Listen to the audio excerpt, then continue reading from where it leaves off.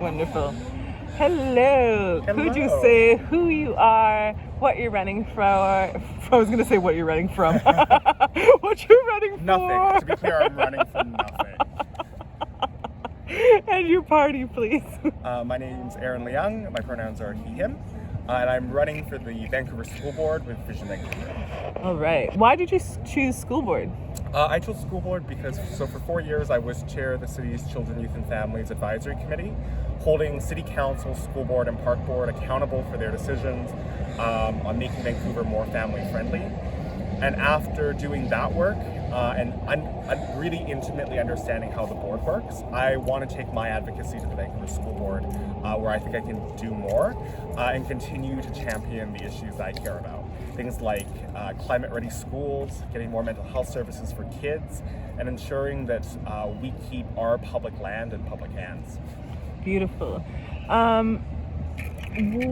You, just in chatting to you before just now, you are incredibly technical, and you seem to have a really good understanding of where the money moves within school board. What do you think some of the challenges that you have to overcome are with how that structure is set up? That's a really great question, Effie. So the Vancouver School Board, we get our money from the province, and for more than 16 years, we have been chronically underfunded, which means, in our opinion, we have more things that we think we should be able to deliver for kids, and not enough money to do that. So one of the biggest challenges that we have is ensuring that we really want to build an equitable public education system in Vancouver, and in order to do that, we need more resources. But with the challenges that we have, we can't always do that. So Vision Vancouver has always been really nimble and creative with how we use the resources that we do have to provide the most benefit to students. There's much more that we want to do, but we are often constrained by how much money we actually have. Absolutely, and as you were saying, and as a lot of people are saying in different parts of this election, that the provincial government is a real problem and a real, something that's slowing down a lot of our processes. Yeah. What do you think could change there? Like, how do we stop that from happening? Is it the people that are in power there, or is it the structure? Or a combo? I think it's a little bit of both. Yeah. I don't want to say that everything the provincial government does is bad. There's No, a lot of absolutely areas not. where Yeah. we are incredible partners, and things like delivering childcare. Childcare has moved into the Ministry of Education, so it is now officially our responsibility, and the province has stepped up with a lot of money to deliver more affordable childcare across the province and in Vancouver. But there are challenges with how we build schools in our city. Vision wants to ensure that we sync up city planning and school planning so that when you move into a neighborhood, there is a neighborhood school ready for your child, and not 10 years after you move in. So there's a lot of areas where we have really great collaborations, and I think we can learn a lot from that. And there are areas like school planning which can use a lot of work. And so I think if we take those learnings from what we do really well with the province and apply them to the things that we don't do as well, we could get a lot more. And I think that it's up to Vancouverites to elect 9 progressive school board trustees who will advocate for the needs of Vancouver, who intimately understand the public education system here and are committed to building those productive relationships with those in the provincial government, because that's how we can get the most done. I don't want to be fighting with the province all the time. I think that we actually have a lot we can do when we work collaboratively, but we need those advocates who are willing to step up, hold the province accountable, and work with them once they're here with us. Absolutely. It's my understanding that curriculum is also largely controlled by the province. Yeah. It makes me really curious at this point, what has gone on. There's been a lot of talk of learning about the actual history of the land that we occupy. But have there been, in your opinion, real steps towards reconciliation in schools, in the curriculum, in the actual truth of the history? Is that something that's still in process, do you think, or what have any leaps been taken? Totally. I think so I graduated in 2015. And I think even in the 7 years since then, there has been a lot of work to decolonize our schools and our curriculum. There is much more that we can be doing. But even things like what we now consider to be quote unquote simple things like a land acknowledgement weren't done or were just on the cusp of being done when I was in school. And that was only 7 years ago. Yeah. And I'm not saying that that is the be-all end-all solution, but we are making these steps. We have Indigenous place names on schools now. Indigenous ways of being are being integrated actively into the curriculum by teachers. There are new teachers just graduating today who have a much broader skill set when it comes to reconciliation and decolonization than their predecessors do. And so decolonization is obviously a process. It's a process I wish that would go faster, but we are making steps, every year, every day in our public education system by providing students with an education that I didn't get. I'm still learning and unlearning and relearning, but students today who are starting in kindergarten are starting in a much different place than when I started. And when they finish, by the time they finish, they will know more about the place where we live, the Indigenous nations that are here, that we've never ceded, who have never ceded these lands to us.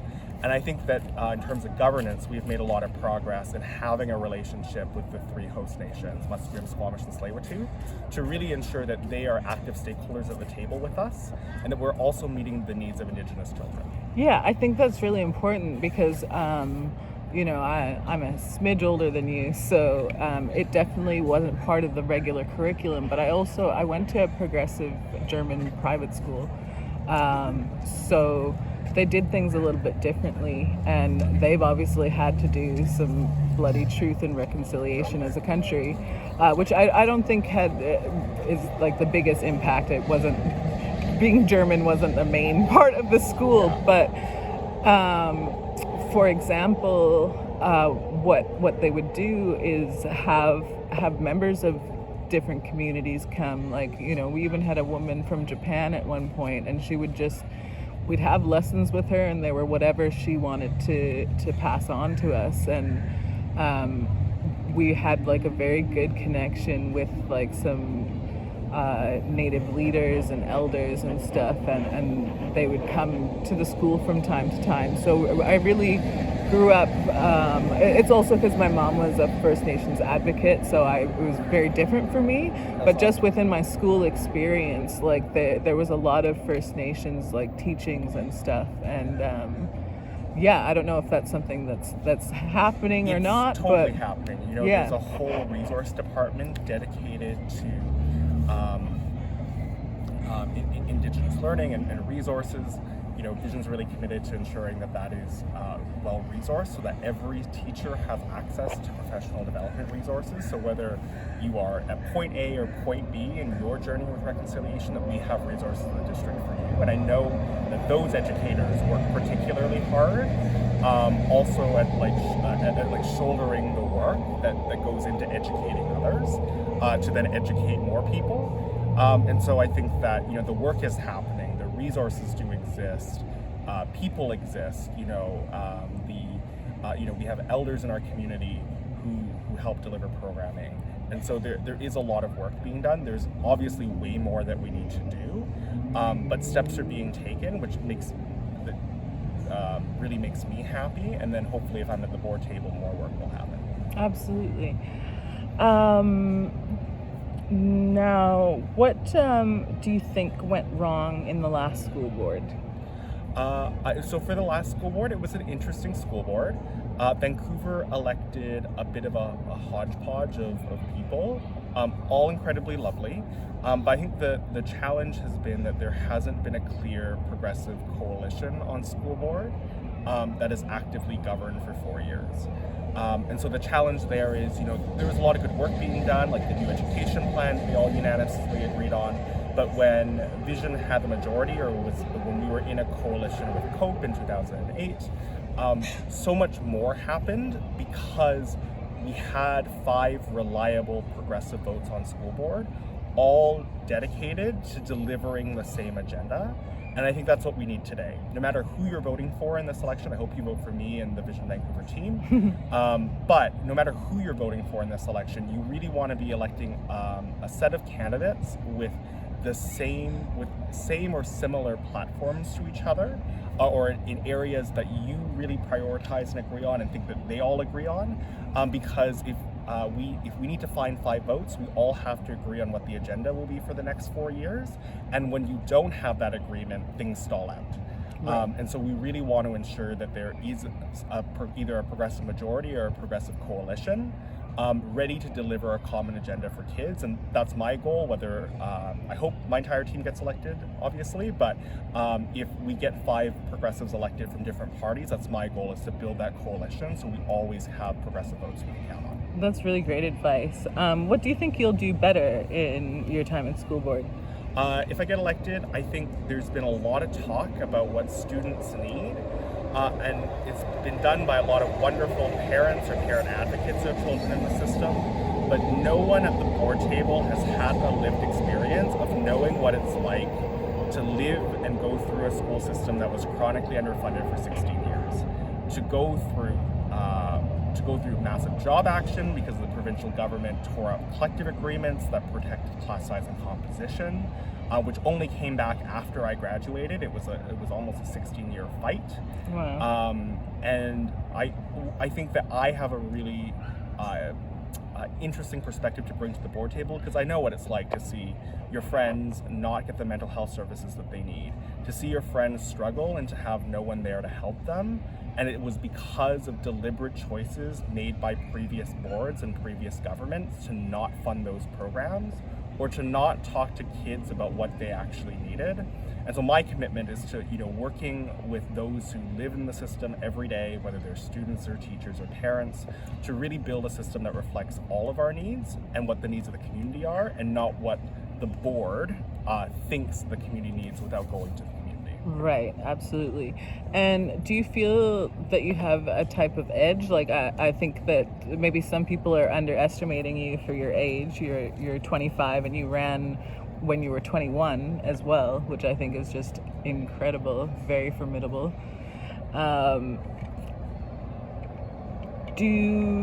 Is there something that you have no idea how to do? I've asked this to everyone.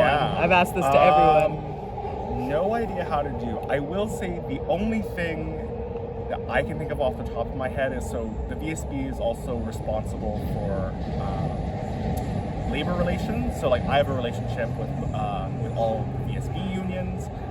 So I know them as stakeholders. But when we get into really nitty-gritty personnel issues, like individual problems, I think that's where I don't have a ton of experience, and it's because the VSB is so complex, and because those decisions very rightfully often happen behind closed doors. They're very private matters. And so, I think that's something that I will enjoy learning, is sort of those employer-employee relations and how those are done at the VSB, because we have many collective agreements. We have a very complex set of collective agreements with different stakeholders. And so I'm really looking forward to leading into that work. But you don't really know how to do that unless you're either a labor lawyer or you do HR. Yeah, and I do neither. Yeah. So that's sort of the thing that I'm sort of looking forward to learning. I'm 1,000,000% sure that you will learn it very, very quickly. You're just not based on your. I want to highlight that you're young. I think that's amazing, but you've been one of the most financially literate candidates, that got into it. I'm not trying to shade anyone else, but when I asked you a few things, you really, really broke it down, and I think the combination of that and the fact that you remembered high school still. Well, I remember high school well. Exactly. Yeah. I think that's something that's really, really important, because if it's kids, get the closest to you want youth part of that process. Yeah. If you're all gonna say I don't know what to do when we don't know what kids want, there is, you're not a kid, but Totally. there's one right here that remembers what it's like and what should be different and really cares. So, because you're doing this again, you're so committed that you did this 4 years ago and you're doing it again. So 4 years ago, lost, and my goal is 50,000 votes this time. So we want that for you. We want that for you. And then before I let you go, I just so the reason that I included school board, I was going to skip it because I didn't think it was super relevant to the age group. So I was just like, how bad could it be? Choose however many, It could be bad. Yeah. So I started looking at some of the bios, and I saw people who were putting transphobia in their top, not just in their bio, but in their top 3 priorities, and then other people wanting to have police and masking the term police with liaison. Well, what are you feeling about this horrific transphobia and the police in schools after? It's pretty frightening. The transphobia and homophobia part has ended up in my email inbox.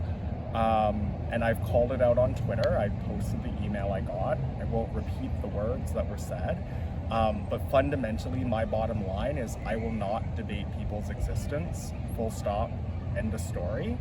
And so, I really hope that transphobes and homophobes don't get elected to school board, but just know that they are out there, and that there really is a real risk in electing a right-wing board, or getting in a candidate who doesn't believe in SOGI 123 or doesn't believe in protecting queer and trans children. And my bottom line is that those kids need every ounce of support we can give them. So my commitment is they exist. I'm not going to debate their existence, and if people have a problem with that, they shouldn't vote for me. Thank you. I like that. That is simple and to the point. And on police in schools, that debate was settled. It was unanimous by all people at the board at the time, on this board, both on the left and the right of the spectrum, that there shouldn't be cops in schools because it fundamentally makes IPOC kids feel unsafe. And there are studies that show that having police in schools doesn't make kids safer. So I think it's a settled debate. Obviously, in this election, there are candidates that think that it's not. There's whole parties that think it's not. And I can't fathom that. You wouldn't have cops in the workplace. You wouldn't have cops in most countries, even corrupt countries, don't have cops in schools. My life probably would have been super different if there were police in school, because I'm I was this tall in high school, and I couldn't flatten my hair, and anytime anyone got in trouble, it was my fault. So, I would have had a record at 14 if I had to go through that. I'm certain, because I talked back. That kind of trauma on the police and on the transphobic side, when you're speaking of mental health, not causing trauma is kind of the first step, I think. That is a good first step. Right? And I think, the VSB has set up a new, what we call the Safe and Caring Schools Department, which is supposed to be the alternative to having cops in schools. So it's not about having police officers, it's about having people trained in de-escalation tactics and providing other forms of care. We're really committed to funding that and making sure it's supported. When we pulled school liaison officers out of school, it was a program paid for by the VPD out of property tax money in Vancouver. And so we are now paying for this new Safe and Caring Schools program out of our own school board budget, which is fair, and we need to do that whether or not the VPD wants to transfer those funds to us or not. But when we eliminated that program, the VPD kept that money and didn't transfer it to us. So we pay for this new program that we're trying to build out, is what we are committed to. And I know that there are sometimes safety challenges in schools, but that doesn't mean that cops need to be involved. That's extreme circumstances. Yeah. You know, like that's Exactly. someone brought a gun to school. Yeah. I'm sorry. And teachers need to have access to a program, and the safe and caring schools folks that we have trained are our solution to that. And so it's not that we pulled cops out of schools and that there was nothing there for teachers. It was that we put in place this new system that we're trying to build out to do things differently. And over the next 4 years, we're committed to doing that. Beautiful. Well, I hope we have you for the next 4 years. Aw, thanks. Before you go, your name, Yeah. what you're running from, your party, and how to find you on the internet. My name is Leung. My pronouns are he, him, his. I am running for the Vancouver School Board with Vision Vancouver. I am number 306 on the ballot. Whoop, whoop. And you can find me on social media at Hi Aaron Leung. That's Leung. And look forward to interacting with people. Thank you so much. Pleasure having you. Nice to meet you. Thanks.